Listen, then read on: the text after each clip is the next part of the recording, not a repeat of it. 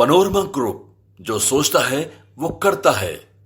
जीतन राम मांझी जी अपनी भाषा पर, अपनी वाणी पर कंट्रोल रखें। वो भारत सरकार के मंत्री हैं और भारत सरकार का मंत्री ऐसा अपशब्दों का इस्तेमाल करता है तो इसका मतलब है कि उनको पता भी नहीं है कि किस तरह से नागरिकों से बात किया जाता है, किस तरह से समाज के लोगों से बात किया जाता है।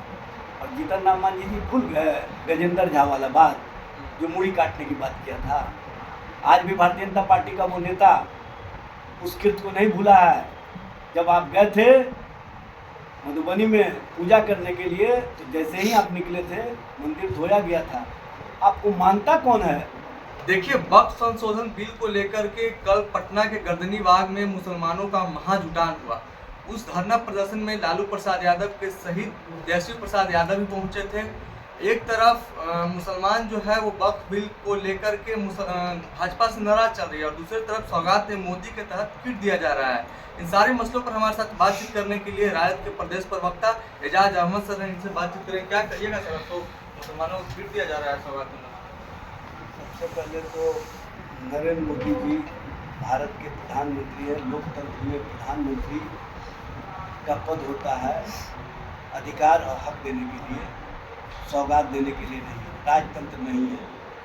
और राजतंत्र वाली जो प्रक्रिया शुरू की है भारतीय जनता पार्टी के लोग, ये स्पष्ट करता है कि वो देश को तानाशाही की ओर ले जाना चाहते हैं। ये कहीं ना कहीं तानाशाही की ओर ले जाने का संकेत है। आप राजा हो, जो चाहोगे वो करोगे। प्रजा को तकलीफ़ों में रख करके कुछ एक लोगों को आप सौगात मोदी के नाम पर ठगना चाहते हैं। सबसे पहले तो मैं पूछना चाहता हूँ कि आप बोलते हैं कि हम 32,000 मस्जिदों में सौगात मोदी भेजने का काम करेंगे, तो वक्फ संशोधन विधेयक में आप मस्जिदों के अधिकार क्यों छीनना चाहते हैं? मज़ारों के जो मामले हैं उस पर क्यों हथौड़ा चलाना चाहते हैं? कब्रिस्तानों को क्यों मिसमार करना चाहते हैं?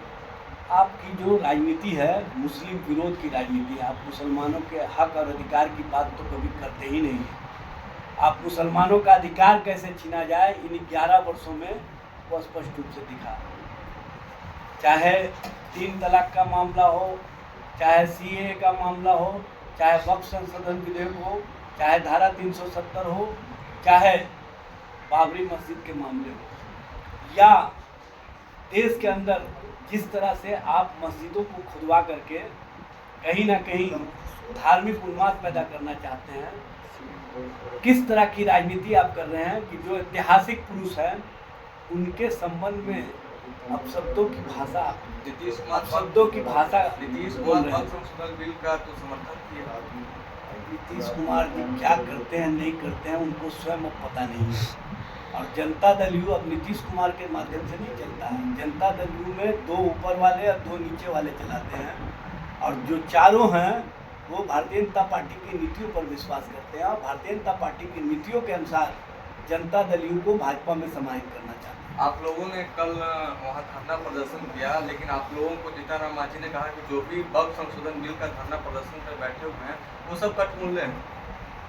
जीतन राम मांझी जी अपनी भाषा पर, अपनी वाणी पर कंट्रोल रखें। वो भारत सरकार के मंत्री हैं और भारत सरकार का मंत्री ऐसा अपशब्दों का इस्तेमाल करता है तो इसका मतलब है कि उनको पता भी नहीं है कि किस तरह से नागरिकों से बात किया जाता है, किस तरह से समाज के लोगों से बात किया जाता है।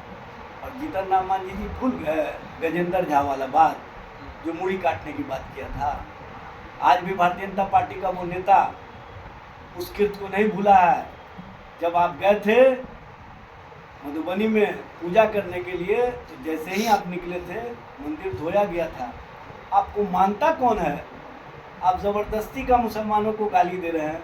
मुसलमानों को गाली दे करके जीतन राम मांझी जी आप भारत सरकार के मंत्री तो रह सकते हैं लेकिन भारत की जनता का विश्वास नहीं जीत सकते। जीतन राम मांझी ने तो यहाँ तक कह दिया कि लालू यादव मुसलमानों को ठगने का काम किया। लालू जी अपने विचारों के आधार पर, अपने कार्यों के आधार पर और जो उनका कमिटमेंट है उसके आधार पर कभी भी किसी को ठगने का काम नहीं किया है। लालू जी को ठगैती नहीं आता है। अगर लालू जी ठगने वाले राजनीति किए होते तो आज लालू जी को इतना झंझावत नहीं झेलना पड़ता, लालू जी के परिवार को इतना झंझावत नहीं झेलना पड़ता। और जिस तरह से लालू जी के खिलाफ जीतन राम मांझी जिसके पैरपूजी में लगे हुए हैं, उसके नेता जिस तरह का साजिश कर रहे हैं, उस साजिश से ही स्पष्ट होता है कि वो कहाँ देश और देश की राजनीति को पहुंचाना चाहते हैं। लालू प्रसाद जी चाहे जितना कठिनाई हो, चाहे जितना झंझावत हो, चाहे जितनी परेशानी हो, कभी भी अपने कमिटमेंट से पीछे नहीं हटे और न पीछे हटेंगे।